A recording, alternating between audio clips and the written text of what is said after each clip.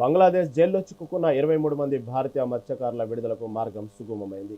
గత ఏడాది అక్టోబర్లో అరెస్ట్ అయిన వీరిని ఈ నెల 29న స్వదేశానికి పంపేందుకు బంగ్లాదేశ్ అధికారులు నిర్ణయించారు.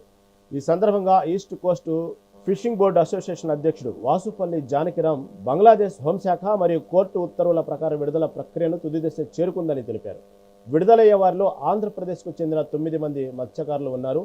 వీరంతా తమ సొంత బోట్ల ద్వారా సముద్ర మార్గంలో భారత్కు చేరుకోనున్నారు.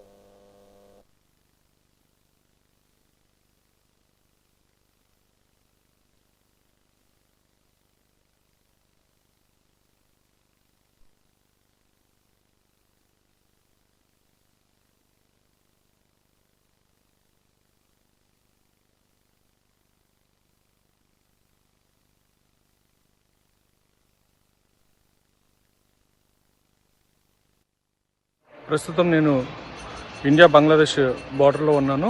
మన భారత ప్రభుత్వం ఇక్కడ ఒక ఇమిగ్రేషన్ టెర్మినల్ని నిర్మాణం చేసింది.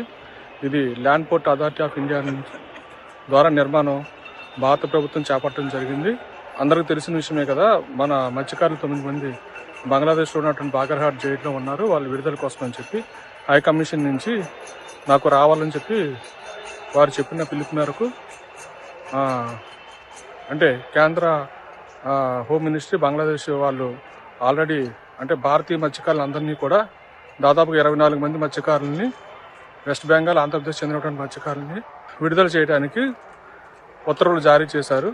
సో అది కోర్టు ప్రొసీజర్, అలాగే స్టేషన్కి హై కమిషన్కి ఉన్నటువంటి మాంగ్లా పోర్టుకి అందరికీ కూడా ఈ ఇన్ఫర్మేషన్ పాస్ చేయడం కోసం అని చెప్పి కొంత కమ్యూనికేషన్ అయితే చేయవలసిన అవసరం ఉంది. దానికి గాను హై కమిషన్ వారు నన్ను రమ్మని చెప్పారు. సో వాళ్ళ పిలుపు మేరకు నేను ఇప్పుడు బంగ్లాదేశ్ బార్డర్లో ఉన్నాను. మరికొద్ది నిమిషాల్లోని మన ఇండియన్ బార్డర్ క్రాస్ చేసి బంగ్లాదేశ్కి వెళ్తున్నాను.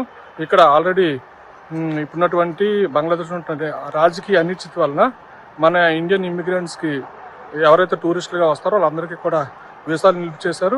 ఎవరిని కూడా మరి రానిచ్చే పరిస్థితి కూడా లేదు. టూరిస్ట్ వీసా వాళ్ళని only business visa, student visa ఉన్న వాళ్ళు మాత్రమే ఇక్కడ లోపలికి అనుమతిస్తున్నారు. సో నాది బిజినెస్ వీసా అవటం వల్ల నన్ను లోపలికి అనుమతించారు.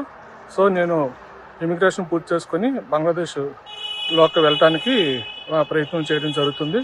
వెళ్ళి మిగతా ఫార్మాలిటీస్ అన్నీ కూడా high commission, court, station, jail అందరి ద్వారా ప్రయత్నం చేస్తానని చెప్పి మీ అందరికీ తెలియజేస్తున్నాను.